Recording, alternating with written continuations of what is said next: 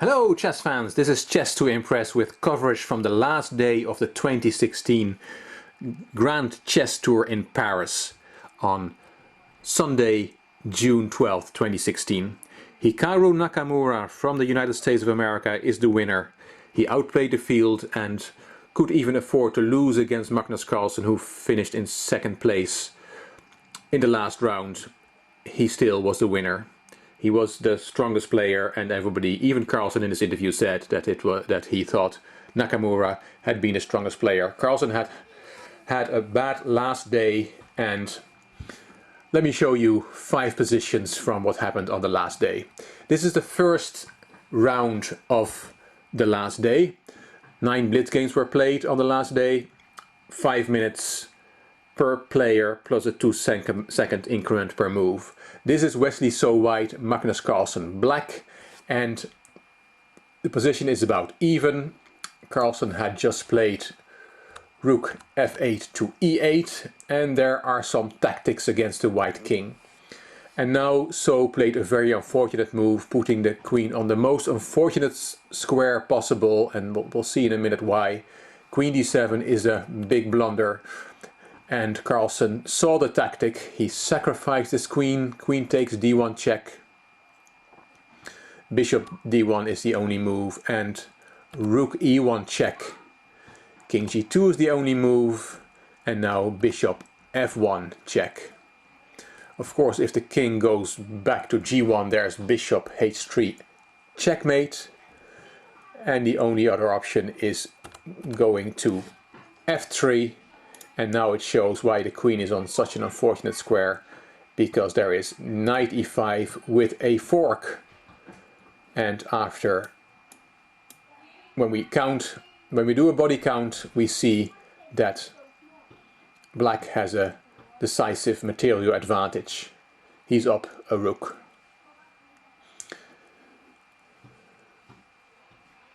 A beautiful combination by the world champion Magnus Carlsen. Let's go to the next position.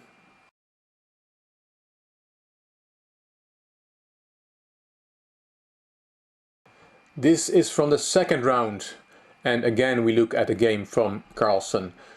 He plays black against Fabiano Caruana, and the position is better for white. Caruana played a strong move, knight e5, attacking black's queen. And what Carlsen should have done here, the only way to play on is to sacrifice an exchange. Rook takes e5, rook takes e5, queen f5, rook f5, and then, for example, knight h4 and rook takes c5, which is a logical variation. And here, white is better. He's probably winning, but there is still some play in the position.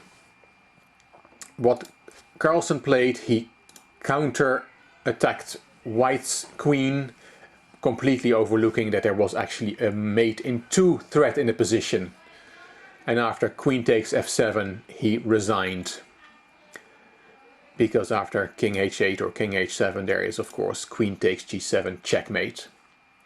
So Carlsen had a good start, winning the first round with a nice combination, but he blundered badly in the second round. And as I said, it wasn't his day. Nakamura played a lot more solid and was the deserved winner. Let's go and have a look at the next position.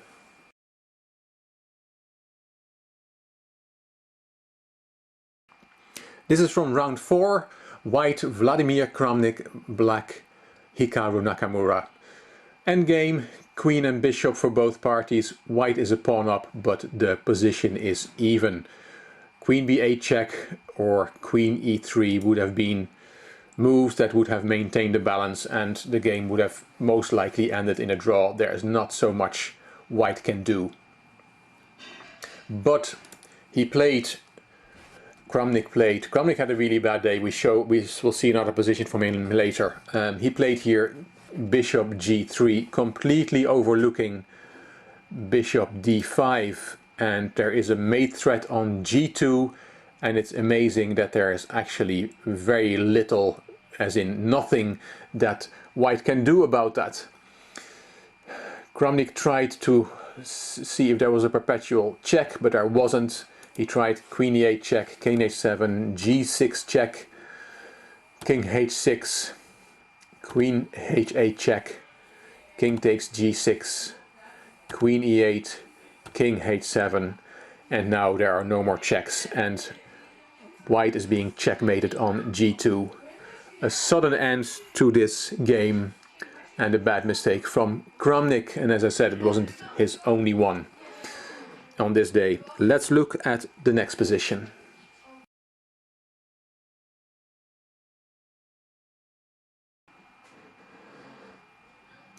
This is from round 5, white Magnus Carlsen, black Vladimir Kramnik, and here the queens have just been swapped on e7, and here Kramnik played c6, c5.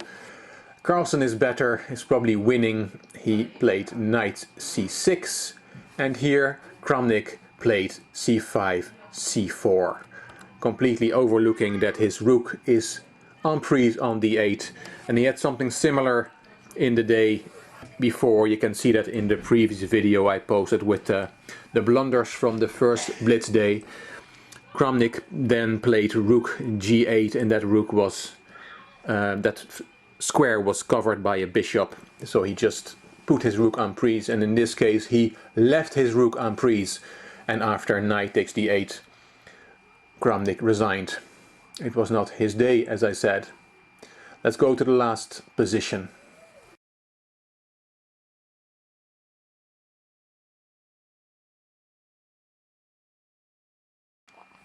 This position is from the last round. White Magnus Carlsen, black Hikaru Nakamura. Nakamura had a 2-point advantage before this last round, so he already had a tournament win in the bag, and all they were playing for was pride and rating points. This is the position after the 32nd move, king g1 to h2. White is slightly better and black has to be careful, but he should be able to hold this position. For example, rook d7 is a good move, or rook e4 is also an option which holds the balance. White is slightly better, but black should be able to hold. Nakamura made a mistake. He played knight e4, and that gave Carlson the chance for a mating attack, which would not have been possible after rook d7 or rook e4. He played knight h4 with the threat of knight g6 and rook h8 checkmate, and there is very little that can be done against that. Nakamura tried knight d6, attacking the rook on e8, and of course if the rook moves then he has time to do something about the mate threat. But there is a problem after the move that was played, rook d8, because his knight is now hanging and the checkmate threat is still in the position. After Nakamura played rook c7, well, the checkmate threat is not there because of the knight g6. There's knight f7 covering the h8 square, but of course Carlsen simply took the piece on d6 which was hanging, and he is a piece up, and Nakamura resigned. He resigned, but he won the tournament. A great victory from Nakamura, the strongest combined rapid and blitz player in the Paris Grand Chess Tour. This is the final result. Nakamura wins, Carlsen second, 1 point behind, and you can see the rest of the field. Hope you enjoyed the coverage of the 2016 Paris Grand Chess Tour. If you did, I hope you give it a thumbs up and hope you subscribe to my channel. This is Chess to Impress. Thank you for watching.